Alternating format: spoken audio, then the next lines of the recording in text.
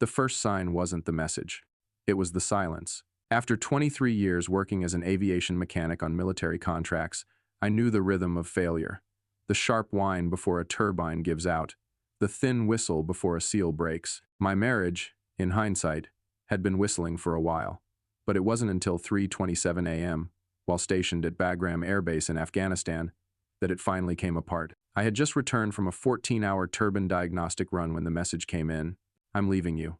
I'm taking what I deserve. Don't try to stop me. Attached was a screenshot of our joint account, $185,672 gone, replaced by a balance of $11.83. Then a second text, you were never around anyway. I stared at the screen, didn't blink, didn't panic, just typed back, understood, and turned off the phone. My name is Logan Pierce, I'm 51. For over 2 decades, I've lived inside engine rooms, flight decks, and deserts, patching together Black Hawks, F-16S, and more C-130S than I care to count. The military doesn't care about your bad days or broken hearts. Planes still need to fly. So I walked back into the hangar and started my next shift. But as I fitted torque bolts and inspected vibration reports, my mind wasn't in the engines. It was back in Boise, Idaho. Back in the house I bought outright 12 years ago. The same house my wife Clara was now standing in with another man. My Mustang me rebuild was probably parked in my driveway.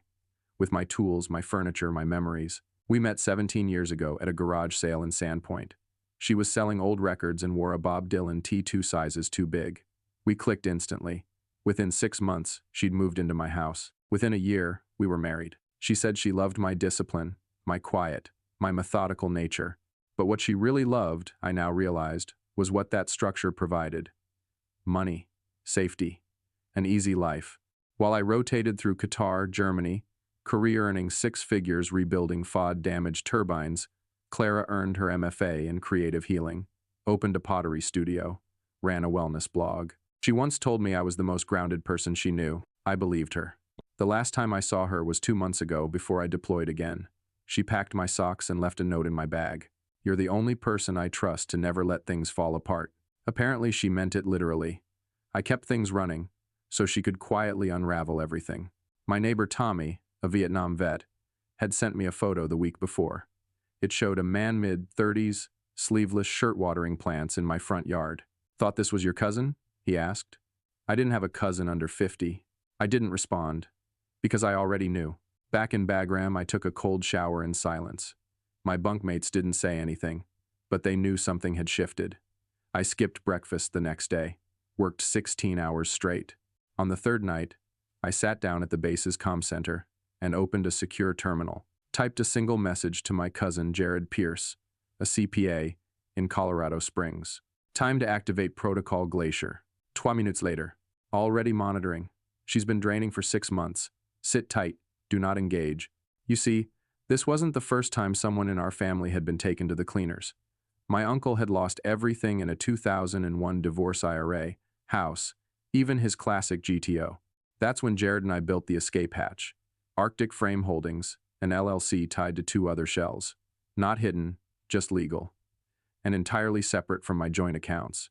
For 8 years, I'd funneled 70% of my earnings there. Clara hat stolen, 0. But the real money? Over $1.9 million sat in holding accounts across Colorado and Nevada. She didn't know about any of it. Before heading back to the hangar, I checked Clara's latest Instagram post. She'd blocked me, but the dummy account I created still worked. There she was, laughing with her life coach boyfriend holding a drink on my back porch. Caption, finally free. A rage I didn't know I could feel curled in my gut. Not at her laughter, but at my stupidity. I'd given my life to someone who saw my loyalty as a weakness, my discipline as something to exploit. But this wasn't over. In 12 days, I'd be back on U.S. soil. And I wouldn't come with anger or threats. I'd come with records, lawyers, timestamps, and ledgers. 10 days remained. 10 days of heat, jet fuel, and silence before I could return to the U.S. and face the wreckage of a marriage I had assumed would last forever. I spent the time methodically, just like I approached a turbine inspection. Every minute, every detail, accounted for. I didn't tell my supervisor what had happened, didn't request leave. I finished the job because I'd learned long ago, if your hands are steady, your heart can wait. Meanwhile, Jared was working overtime back in Colorado. Each day, he sent updates via our encrypted email channel. Each one painted a clearer picture of just how deeply Clara had buried the knife and how long she'd been twisting it. $6,000 month transfers to a private brokerage under her maiden name since last November. Credit card opened under your name. Maxed. $19 K balance. Forged signature on a $45,000 home equity loan approved last spring. Transferred Mustang title via power of attorney form also forged. I stared at the last one the longest. That Mustang had taken me 2 years to rebuild. It was the car my dad taught me to drive in, the only physical inheritance I ever got from him. And now it belonged to some gym rat life coach named Bryce Dalton. That name appeared repeatedly in Jared's reports. Bryce, unemployed motivational entrepreneur. Bryce, 5 years younger than Clara. Bryce, 3 prior civil suits from ex, partner Sohn for identity fraud, 1 for emotional distress, 1 for financial misrepresentation. All quietly settled. He wasn't just a thief. He was a pattern. By day 7, I wasn't even angry anymore. Just focused. I had Clara's emails, account logs, phone records, forged signatures all downloaded, collated, and ready. Jared had even subpoenaed camera footage from my own home's security system. The system Clara had forgotten was cloud-linked to an account in my name. In one video, Bryce could be seen going through my garage cabinets, pulling out my father's tool set. He's organizing your stuff like it's his, Jared wrote. I hope you're ready to burn them legally. Oh, I was ready. I landed in Denver 42 hours later, 2 duffel bags on my back, and a fire in my chest. Jared picked me up at the terminal. He was waiting with a burner phone, a suit, and a folder stamped. Phase 2. Reclamation. She's trying to close on the house, he said as we pulled out of the parking garage. Listed it last week, asking $100 K under market. Buyers ready to sign in 3 days. Not anymore, I muttered. We drove straight to the law office of Vanessa Rothstein, a legal bulldog known for eating divorce claims for breakfast. She didn't waste time. We'll file 3 things today, she said crisply. 1. Motion to freeze all shared and disputed assets. 2. Criminal complaint for forged documents. 3. Emergency petition for temporary property injunction. She clicked her pen and looked at me. You okay if we play hard? I didn't come back to play soft, I said. That night, I stayed at a cabin Jared had rented under one of the shell LLCs I'd long forgotten I owned. Technically, Clara had no clue where I was. As far as she knew, I was still on deployment until next week. That gave me time to watch. Using the backdoor access to my home security feeds, I monitored every movement. Clara hosted a cleansing circle with candles and wine. Bryce grilled steaks in my backyard, shirtless, using the utensils my mother gave us as a wedding gift. I should have been devastated. Instead, I took notes, because Vanessa had one rule: don't react emotionally, react legally. Every lie they tell is a rope they hang themselves with. On day 9, Jared knocked on my door at 7 a.m. Clara just filed an emergency motion, he said, handing me a new document, claiming abandonment, emotional cruelty, financial manipulation. She's petitioning for sole ownership of the house and spousal support. I laughed for the first time in weeks. She forged my name on 3 documents, I said, and emptied our accounts while I was fixing planes for her future. Doesn't matter yet, Jared replied. We need to get ahead. Rothstein says be in court by 2 p.m. By noon, I was dressed in a tailored Navy suit and ready for war. The hearing took place in Ada County Courthouse. Clara arrived with a real estate agent, and Bryce, who wore a polo shirt 2 sizes too small, and mirrored sunglasses inside the courtroom. I stayed in the hallway, unseen. Let them believe I was still overseas. At exactly 2:01 p.m., Vanessa walked in, handed the clerk our stack of filings, and nodded. Clara's smile faltered when the judge read out. Petitioner alleges abandonment. Respondent has submitted evidence contradicting physical absence, including passport stamps, employment records, and verified residence status through DoD contractor logs. Clara's lawyer stammered something about miscommunication. Then came the footage. Bryce rummaging through my garage, Clara laughing as she signs a fake power of attorney. My car, my house, my tools, my life. The judge halted proceedings. I am ordering a full injunction on the sale or transfer of any marital assets, she said, and issuing a preliminary order for forensic review of all account activity in the past 12 months. Then she turned to Clara. If even half of this is verified, you may be facing criminal charges. Bryce leaned over to whisper something in Clara's ear. She looked pale. I finally stepped into view from the side of the room. Her face, that momentous one I will remember for the rest of my life. Shock, guilt, panic. She rose from her seat. Logan, wait, I didn't mean. You did, I said. For 12 months, you meant every bit of it. I didn't stay to hear the excuses, because I wasn't there for closure. I was there for consequences. 3 days after the emergency hearing, Bryce disappeared. Vanished, without a trace. No social media activity. His car left at a long-term parking lot outside Twin Falls. The phone number he'd used to contact Clara? Disconnected. But not before we traced everything. Jared had already begun his forensic sweep. The paper trail Bryce left was careless. Sloppy even. For someone who'd allegedly done this before, he underestimated people like me, quiet men with strong backs and longer memories. You're not his first, Jared told me grimly. He's done this to at least 3 other women, each of them older, financially stable, emotionally compromised. He showed me the timeline. 2017. Bryce briefly dated a dental clinic owner in Arizona. She liquidated her $401k after starting a healing retreat with him. He ghosted her 11 months in. 2019. A widow in New Mexico filed police reports alleging identity theft after $120,000 vanished from her accounts last seen with Bryce. 2021. Divorced real estate agent in Colorado Springs. Lost everything in a sudden business investment involving Bryce's silent partner. He disappeared right before the IRS audit. Each woman left with debt. Each case unresolved. He was a charming parasite preying on loneliness. But this time he'd miscalculated, because Clara wasn't the only one watching him anymore. That same afternoon, Vanessa Rothstein summoned me to her office. She didn't sugarcoat it. You're going to win this divorce, she said. But the goal here isn't just revenge. It's accountability. You're not chasing her to hurt her. You're chasing truth. She laid out the plan, motioned to compel Clara to submit full financial disclosures including offshore accounts we suspected she created using forged IDs. Petition to rescind the property sale contract for my house, citing unauthorized listings and signature fraud. Civil suit against Bryce Dalton for fraud, trespassing, and co-conspiracy in financial misconduct. I signed each document without blinking. We have one more play, Vanessa added, but it requires discretion. 2 days later, Clara showed up unannounced at my lawyer's office. Tears, no makeup, speaking in broken sentences. I didn't know what he was capable of, she said. He told me he loved me. He said he'd been hurt before, that Logan would never forgive me for starting over. Vanessa let her talk, quietly recording everything. Clara tried to explain it all away.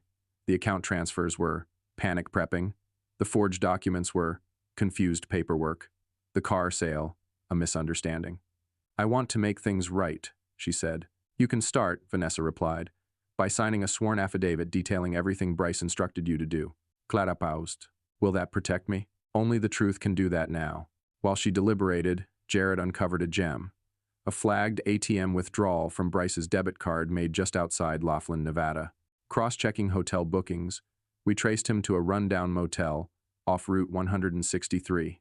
The same morning, Vanessa filed a subpoena for surveillance footage. And there he was, Bryce, shirtless, loading bags into a rusted Jeep, alone, not running with Clara, running from what he knew was coming. The judge in Ada County approved a temporary restraining order against Bryce and froze every asset Clara had touched in the last year. The $185,000 she'd taken, blocked. The home equity loan, flagged for investigation. Then came the blow Clara hadn't expected. You co-signed 2 credit cards under Logan's name, Vanessa told her calmly. One of them was used to buy jewelry in Las Vegas. That's felony-level fraud. Clara broke down. He told me it was part of the LLC plan, that we'd pay it off with the house sale. But the house sale had failed, and Bryce had vanished. Despite everything, I didn't feel triumphant. Sitting in the quiet of my rented apartment in Meridian, I reviewed the surveillance from my own house. Clara walking in and out, packing boxes. Bryce rummaging through drawers. My wedding album shoved in a donation bin. 18 years of marriage, and I was watching it all end from a screen. But there was clarity in that, and closure.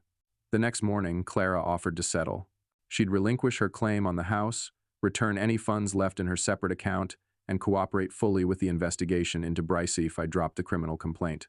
Vanessa left the decision to me. I thought about it, then declined.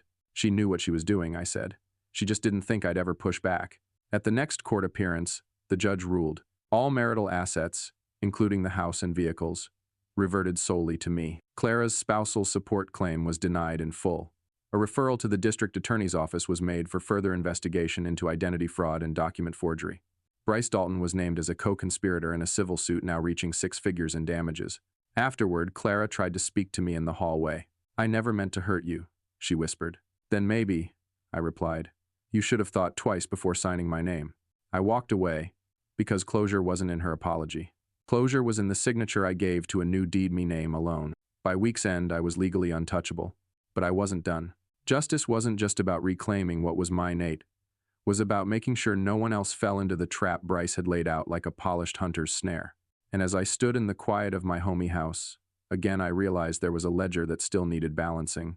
I wasn't going back to my old life, but I wasn't about to walk away from what I'd learned either. The first thing I did was draft a full timeline, not just of Clara's actions but mine. Every moment I ignored the subtle signs, the missed calls, the random bank notifications she'd explain away, the way her eyes stopped lighting up when I came home from rotation. Vanessa called it emotional detachment. I called it a warning unheeded, so I wrote it all down. And then I wrote a second version, the version that could help someone else.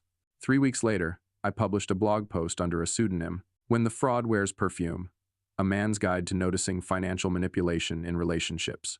It went viral on Reddit, then syndicated to a men's legal forum. Then a producer from a podcast reached out. "Would you consider telling your story anonymously?" I thought about it. Then I said yes. The podcast aired in early May under the episode title, "Assets and Alibis, the Husband Who Outsmarted a Con." They distorted my voice, didn't use my real name, and edited out any details that could lead to Clara or Bryce. But the impact was real. My inbox exploded.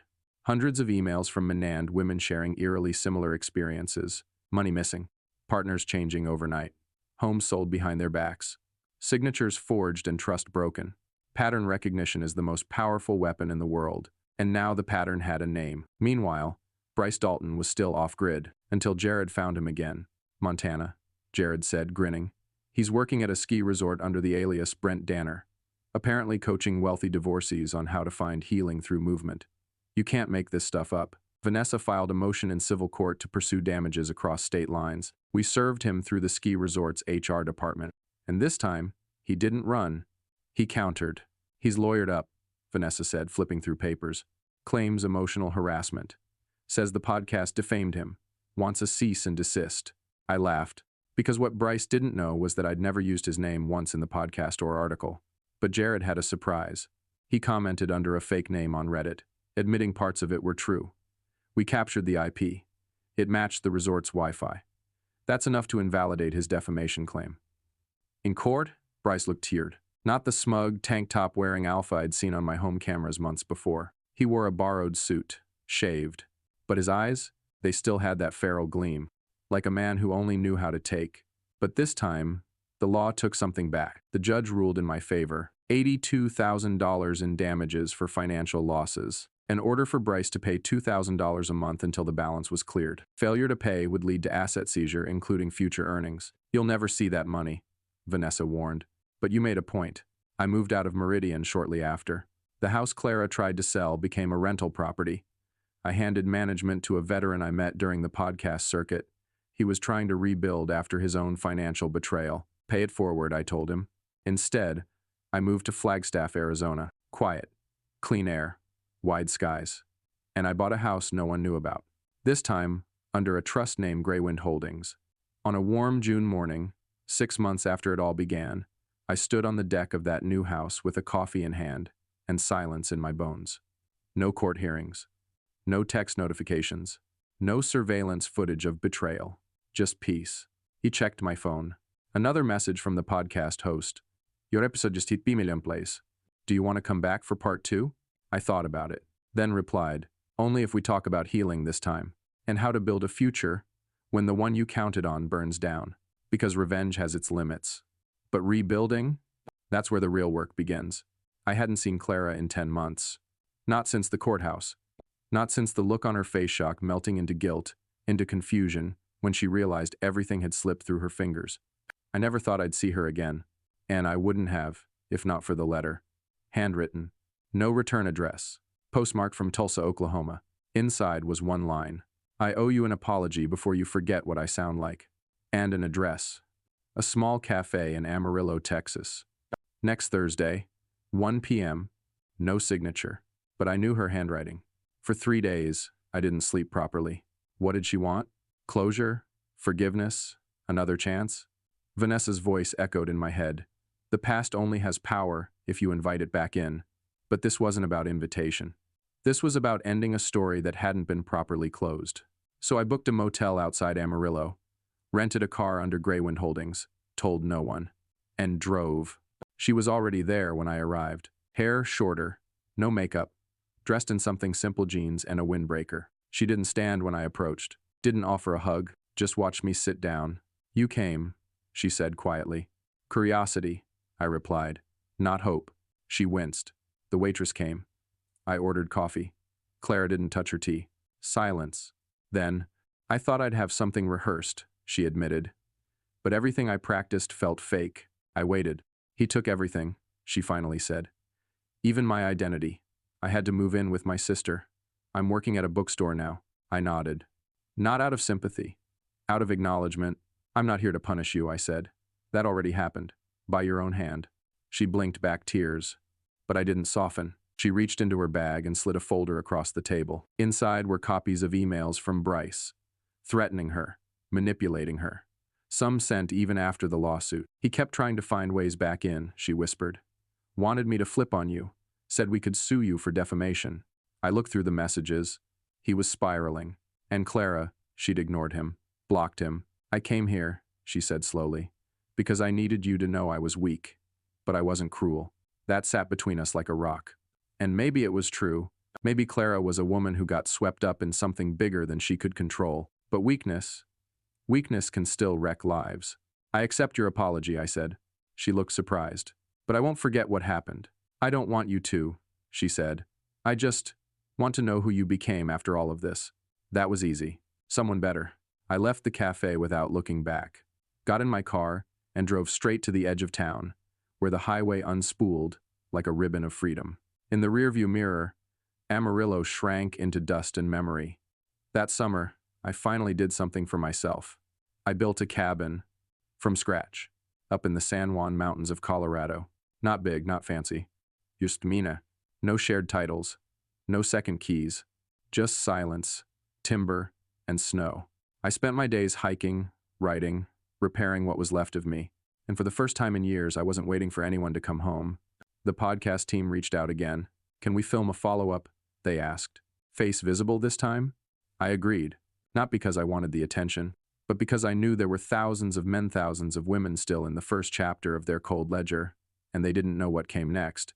The follow-up episode was titled, Survived, Secured, Stronger. When they asked me what I'd learned, I said, you can lose everything. Money, marriage, reputation.